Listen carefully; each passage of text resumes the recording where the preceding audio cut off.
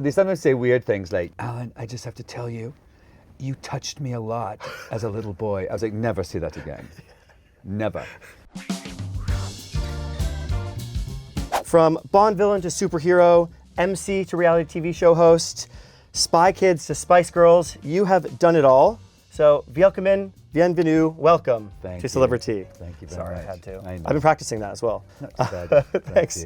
So, you've had such a varied career. I don't know many actors with so many different types of roles that they've played. What is the one that people stop you the most on the street? It really depends. I mean, actually, I suppose more and more what's happening as they get older is Spy Kids, because that was such a big film in like the early 2000s, and people still show it to their kids, and it's really lovely because adults now come up to me, and instead of it being like, you know, hey, famous guy, they're sort of like, oh, you're a part of my childhood, and it's really, really lovely.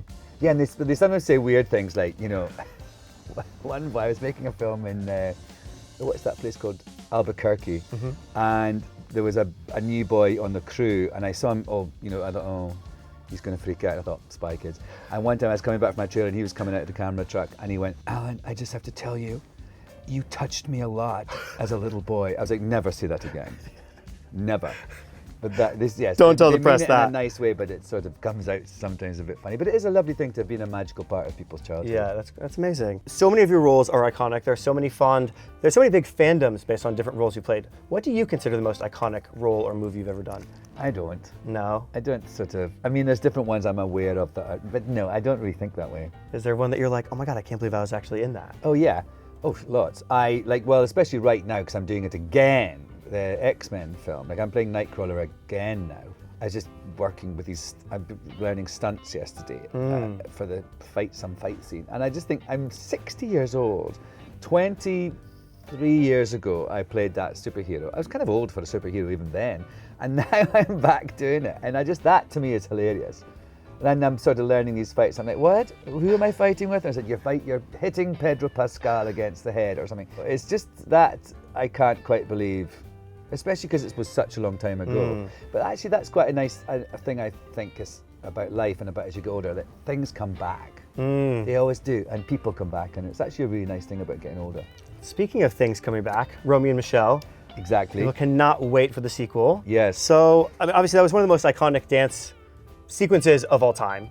Still recreated, I'm sure. Oh, my Instagram is full of it. What was it like when you showed up on set and you were about to learn the choreography? Like, what was learning the choreo like that day? Well, we learned it for a while. Yeah. We kept going to a rehearsal room in a dance studio in the Valley and learned it before. So when we came to actually shoot it, it wasn't just, didn't just make it up that day. But it was sort of like, I enjoyed it because it was sort of, I liked dancing and it was fun, and the choreography people were really nice, and it was nice to sort of do something theatre-y and not just be filming.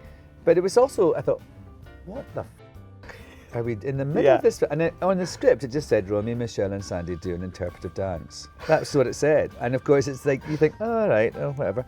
And then it's years later, it's this iconic thing. So it was one of these things I thought, this is fun, but weird. I actually thought maybe they'll cut it. And thank God they didn't. Thank God they didn't. Yeah. So I wonder if we'll do another one. I'd better keep exercising. I know. Well, I was going to ask if we knew what song it was going to be this time. Time After Time is a classic. Classic, Cyndi Lauper. Yeah, no, I don't know. Do we know anything about the storyline yet? Yes. Okay. Anything we can say? No. Fair enough. Had to ask. Well, I literally am sworn to secrecy. Yeah.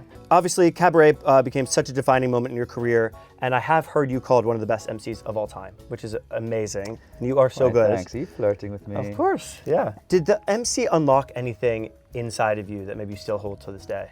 Yes, it did. I mean, when I did it, it's so interesting. Sometimes they show clips of it, and it's the version I did in London, first of all, in 93, 94, and they're sort of saying, oh, and you did this on Broadway in 98, and for me, they're so completely different performances. I mean, it's the same sort of production, and it's sort of, it's, similar, but actually, I was a very different person. And between that, when I did it the first time in London and Broadway, a lot happened in my life, a lot changed in my life, including being much more sort of comfortable, more sort of in my skin in many different ways, and as a performer, as a man, as a queer person. It really just all kind of connected, and I think even though it was good when I did it there was a sort of an archness to it. I was still presenting, and when I was doing it in Broadway in 1998. I was living that life. I was that person. It was really interesting. And I was at the time. Broadway opened its arms and its legs to me. Let's leave it at that. There you go. Ooh, that's a different show. Yeah. The MC basically is the host for Cabaret, right? So is there anything you take from that you bring to maybe the Traitors or that you'll bring to BAFTA? There's a sense of theatricality. There's a sense of it's an artificial thing you're doing. You're talking to people and you're sort of pretending that you're not really there, but you're very much there. So you're saying, this is not about me, but of course there you are, and you're guiding them. You're sort of like a puppet master in a funny sort of way. So I think those sorts of things, definitely like in the Traitors, definitely as the MC in Cabaret, it's very much about creating an atmosphere, creating a mood for the audience to experience whatever they're about to see in the right way. And sometimes you play with that as well. So I mean, for the BAFTAs, I feel I'm just going to set up an evening of celebration. I mean, I do truly think that sometimes the hosts in these things kind of do make it too much about them. And you can be fun and you can be witty and you think, but I can do that. I don't feel I need to take it away from what the true purpose of the evening is, which is to celebrate these great people and the great works that they've done. Absolutely. I am absolutely obsessed with Traitors. I watch every single season, every single episode, every franchise. I make TikToks about it. I study it. I've auditioned a few times. Have you? I'm waiting to get on season 4. For the American one? Well, the UK one. But I'm not a celebrity, so I can't go on the US one. But they have people less famous than you, don't you, Marty? If you want to talk to... I'm available, and I'm so ready to go on. Is there anything about the show that you think would surprise fans the most? I mean, it's even more, well, I suppose it's even more brutal than you see on TV. I mean, there's stuff they have to cut out. And it's sometimes really scary. Really? Yeah, people lose it. I sometimes feel like I've got to break up a fight. Like in this last series, I really thought I was going to have to break up a fight, and it just calmed down just before I mean, sometimes in that round table room, I'm like, players, this is a sacred space, things like that. Tell you. This season was dramatic. It was. I think I'm not allowed to tell you. Yeah, that's fair. Yeah, I love to tell you. There's some things online that we see know. about. Yeah, we know I've some let stuff. slip, but that to me is hilarious. Yeah. The thing that I think we're both talking about, I find About where they absolutely may or may not sleep. is absolutely hilarious to me, because it could not be less glamorous. Yeah. And also the thing is that people, the lengths they go to keep the players sort of in a bubble and not to get outside work. They literally have people go into their rooms and flush the loo to make things like that. All these things. It's like a spy film behind the scenes to ensure that people don't find out about each other. So yeah. Oh, it's so good. Now the US and the UK versions are obviously so different. What are the main differences in your perspective? And do you like that there's a celebrity version, a civilian version? Like, what are your thoughts on that? Well, I mean, I like my one, of course, but I think it's hilarious that the American version of the show is more theatrical and camp than the British version. Yeah. And I think that must be down to me. But I think the fact that the celebrities that come on my version, the US version, they all come with their shtick. They already are at performance level. It's already like they're playing a part, because they have their characters from their especially the reality ones. So I really like that, but also I like the fact that when it's the real people ones, I think that's great, because actually, the money means a bigger difference in their lives, and it's much more about, I guess it's less juicy, but it's also more tender and real. I'm talking about steak, but you know what I mean. It's actually more heartfelt often, I think. But actually, with a show like that where, I'm floating down the stairs in a cloak and I've got ridiculous things to wear, and I actually love the theatricality of it, and I also love the queerness of it. And I think right now in America, especially, the American going nuts for a show that's got a lot of sort of queerness, a lot of queer people, me being kind of androgynous and femme in a lot of the fashion things, and the sort of sensibility of it being so queer. I think that's a really positive thing. Yeah. And they don't even realize it. They don't even know, Yeah, so alas, good. but they love it, and that's what I always say. If you love this, maybe you should think about who you're voting for, because this government is voting against all the people and all the things that you love about this show. Yeah. Out of all the casts and amazing ensembles you worked with, is there one cast group chat that remains the most active to this day? Yes, the Schmigadoon one. Oh, nice. Yeah, we talked about, actually, Cecily Strong just had a baby. Congrats, Cecily. And so we all were talking. Yeah, so it's called Schmigadudes. Yes. Are Oh, good. Schmigadudes. I love that.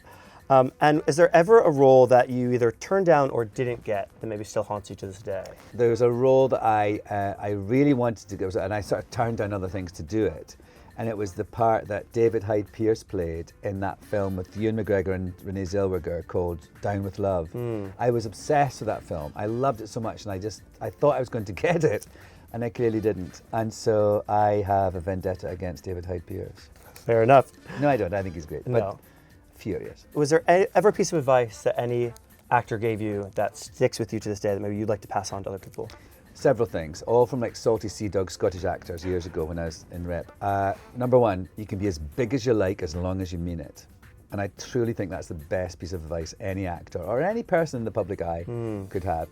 You can do whatever you like, but it has to come from a place of truth and authenticity. My favourite one that this actor said was, I was in a Shakespeare and I was just couldn't, I was like 20 and I couldn't get this line right. I was like practicing. And he went, Alan, do it with a look. Which means do it with a look. So it's basically, yeah, if you're having trouble with a line, just do a face. That's what the line means or what you want the line to say, and then say the line quickly. I thought you meant do it with a look. It's like that's what we brought to the Traitors. Oh, yes, You're doing it with a look. That's that now. A look with a missing button. But no, with a look on your face. Just act with your face. And it's also good if you have bad lines to say, is to sort of act, and then say the terrible line. This is the one that from Victor and Barry, the comedy act I used to do, that we actually wrote this, I think, or we've pinched it from someone, is never buy teeth from a catalogue. Thank you very much. I'll be here all I'll have night. to remember that one. Okay. Well, Alan, sadly, the time for talk is over. Thank I you see what you so did there. much for being here today. Thank you. You can catch the BAFTA TV Awards with P&O Cruises on Sunday, 11th of May on BBC One and iPlayer. And done BritBox internationally, apparently. There you go. Thanks. Thank you so much. Thank you. That was fun.